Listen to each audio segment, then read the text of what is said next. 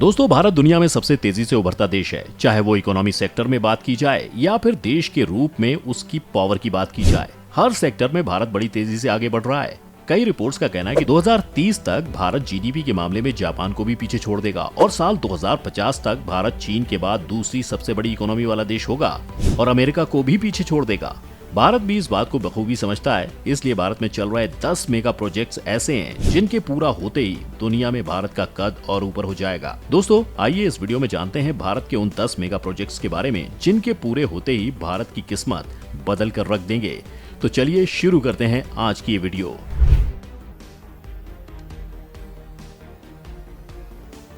Number 1, Aditya L1 project.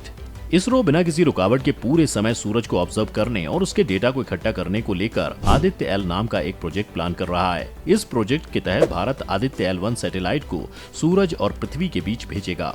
पर सूरज को हर समय ऑब्जर्व करना इतना आसान नहीं है, क्योंकि समय समय पर सूरज पर ग्रहण पड़ता रहता है और अगर छोटी सी भी परेशानी इस मिशन में आ जाती है तो ये पूरा मिशन पूरी तरह से बर्बाद हो जाएगा। पर अगर भारत ये मिशन करने में सक्सेस हो जाता है तो ये भारत के लिए दुनिया भर में एक ऐसी अचीवमेंट बन जाएगी जो भारत की पावर का डंका पूरी दुनिया में बजा देगा।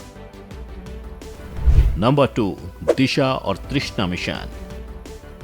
इसी तरह इसरो दिशा और तृष्णा नाम के मिशन को भी प्लान कर रहा है, मगर पिछले 2 सालों से कोविड के चलते भारत को अपने कई स्पेस मिशंस डिले करने पड़े थे। पर अब एक बार फिर भारत अपने मिशंस पर तेजी से काम को आगे बढ़ा रहा है। वहीं दिशा मिशन के तहत इसरो दिशा नाम का सैटेलाइट अंतरिक्ष में भेजकर पृथ्वी की आखिरी परत पर स्टडी करेगा। वहीं तृष्णा प्रोजेक्ट फ्रांस के साथ मिलकर किया जाएगा। इसमें सैटेलाइट को अंतरिक्ष में भेजकर पृथ्वी की लैंड सरफेस की मैपिंग करेगा, जिससे जंगलों, natural resources assessment, urban area, जंगलों की मैपिंग करी जाएगी। रिपोर्ट्स के मुताबिक ये अब तक की सबसे सटीक मैपिंग होगी। Number 3, Bharatmala project. ये project national highway development project का अपडेटेड प्रोजेक्ट मान सकते हैं। इस प्रोजेक्ट में सरकार करीब 50,000 किलोमीटर रोड, हाईवे और एक्सप्रेसवे बनाने का लक्ष्य रखती है। इस प्रोजेक्ट से economic corridor, border area, remote area को जोड़ने का काम करेंगी। इससे भारत के एक्सपोर्ट को मदद मिलेगी। साथ ही इस प्रोजेक्ट में होने वाले डेवलपमेंट से मजदूरों को रोजगार मिलेगा। इस योजना के पूरे होने के बाद करीब 22 मिलियन रोजगार पैदा हो सकेंगे। इस योजना के तहत करीब 9,000 किलोमीटर तक के इकोनॉमिक कॉरिडोर, 6,000 किलोमीटर तक इंटर कॉरिडोर के साथ ही कई किलोमीटर रोड्स बनाई जाएंगी। Number 4, Noida international airport project. किसी भी देश को अंतर्राष्ट्रीय रूप से जोड़ने के लिए एयरपोर्ट की जरूरत पड़ती है। इससे दूसरे देशों से कनेक्टिविटी आसान हो सकती है। भारत में अब तक का सबसे बड़ा एयरपोर्ट इंदिरा गांधी एयरपोर्ट है, जिसमें अभी कुल 3 रनवे ही है, जिसकी वजह से कई बार कई फ्लाइट्स को डिले करना पड़ता है। इस समस्या को देखते हुए साल 2001 में यूपी में तत्कालीन सीएम राजनाथ सिंह ने नोएडा एयरपोर्ट की घोषणा की थी, पर बजट न होने की वजह से इसका काम शुरू नहीं हो पाया था। पर जब 2018 में एक बार फिर से बीजेपी की सरकार आई तो उस समय के तत्कालीन मुख्यमंत्री योगी आदित्यनाथ की सरकार ने इसके काम को शुरू करा दिया और इसके काम को पूरा कराने के लिए 2024 तक का टाइम लिया गया है। इसमें 6 रनवे होंगे, जिस वजह से ये भारत का सबसे बड़ा एयरपोर्ट बन जाएगा। साथ ही एशिया और दुनिया में भी सबसे बड़े एयरपोर्ट में शामिल होने का गौरव इसको मिलेगा। नंबर 5, ई हाईवे इंडिया प्रोजेक्ट। भारत में लगातार पेट्रोल और डीजल के दामों में तेजी आ रही है, जिस वजह से भारत दुनिया में सबसे महंगे तेल बेचने वाले देशों में से एक हो गया है। पेट्रोल और डीजल के दामों के बढ़ने की वजह से भारत में ट्रांसपोर्ट और महंगा होगा, जिस वजह से यहाँ हर चीज करीब 4 गुनी महंगी हो जाएगी।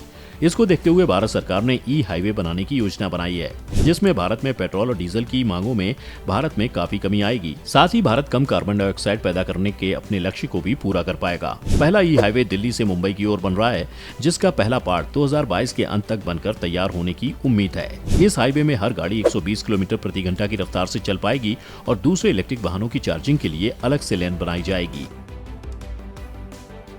नंबर 6, कच्ची दरगाह बिदपुर ब्रिज। ये ब्रिज आने वाले समय में बिहार में एक पहचान के रूप में बनकर निकलेगा। ये ब्रिज बन जाने के बाद ये भारत का दूसरा सबसे बड़ा वाटर ब्रिज होगा, जो कि 9.76 किलोमीटर लंबा होगा। इस ब्रिज की शुरुआत साल 2015 में हुई थी। इसके पूरा होने का अनुमान 2023 तक लगाया जा रहा है। ये ब्रिज पटना की कच्ची दरगाह से बिदरपुर तक जाएगा। इसके बन जाने के बाद महात्मा गांधी सेतु का लोड करीब आधा हो जाएगा। पटना से बिदरपुर जाने के लिए अभी केवल एकमात्र महात्मा गांधी सेतु पुल ही है। यह पुल अंग्रेजों के द्वारा बनवाया गया था। इस समय यह काफी जर्जर हालत में है, जिसकी वजह से यहाँ घंटों जाम लगता है। साथ ही आए दिन सड़क दुर्घटनाएं होती रहती हैं।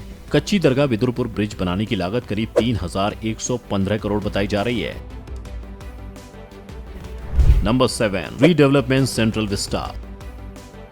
इस प्रोजेक्ट के अंदर भारत की कई ऐसी चीजें हैं जिनको रीडेवलप किया जा रहा है, जिसमें से एक भारत का इस समय का संसद भवन भी है, जिसे 1927 में ब्रिटिशर्स के द्वारा बनाया गया था। वर्तमान के संसद भवन की बात की जाए तो उसमें कुल 790 सांसदों के बैठने की व्यवस्था है, लेकिन वहीं नए संसद भवन बनने के बाद उसमें 1272 सांसदों के बैठने की व्यवस्था होगी, जिसमें लोकसभा के 888 सांसद और राज्यसभा के 384 सांसद बैठ सकेंगे। इसमें कुल 4 फ्लोर्स हैं।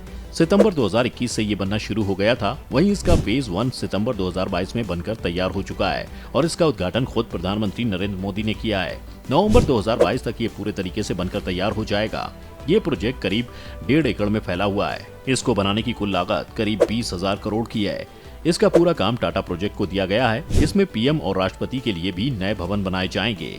Number 8, river interlinking project. Bharat में आज भी कई ऐसे राज्य हैं जिनको हर साल बाढ़ का सामना करना पड़ता है। वहीं कुछ राज्य ऐसे हैं जहां हर साल सूखा पड़ता है। साल 1999 में उस समय के पीएम अटल बिहारी वाजपेयी ने इस परेशानी को देखा और इससे निपटने के लिए उन्होंने इस योजना की शुरुआत की। पर जब तक इस योजना पर काम हो पाता तब तक सरकार बदल गई, जिसके बाद योजना को रोक दिया गया। अब करीब 20 साल बाद बीजेपी की दोबारा सरकार आई तो इस योजना को दोबारा शुरू किया गया।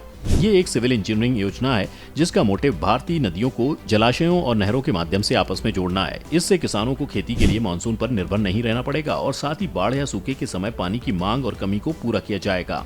इस योजना के तहत भारत की 60 नदियों को आपस में जोड़ा जाएगा, जिसमें से गंगा भी एक है और इस योजना को 3 हिस्सों में बांटा गया है।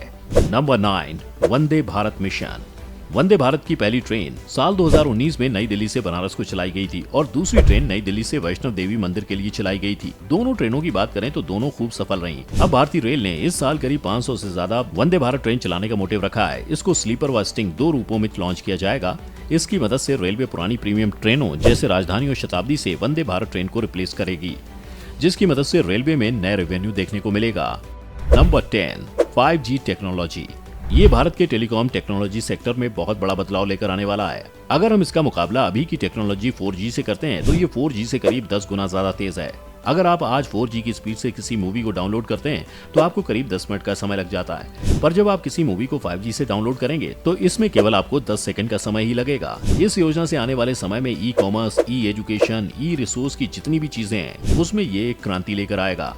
अगर आप दुनिया भर में देखें तो अब तक करीब 50 से ज्यादा देशों में 5G लाया जा चुका है। भारत में अब तक केवल ब्रॉडबैंड के माध्यम से ही 5G नेट मिल पा रहा था, पर उम्मीद है कि इस साल के अंत तक भारत में 5G तकनीक मोबाइल में भी देखने को मिलेगी। ये कुछ ऐसे प्रोजेक्ट्स हैं जो भारत में पूरे होने के बाद यहाँ के लोगों के जीवन को पूरी तरह से बदल कर रख देंगे। इसमें से कौन सा प्रोजेक्ट आपके जीवन में सीधे रूप से असर डालेगा, ये आप हमें कमेंट में बता सकते हैं। अगर आपको ये वीडियो पसंद आई हो तो इसे लाइक और शेयर करना ना भूलें। अगर आप चैनल पर नए हैं तो सब्सक्राइब जरूर करें।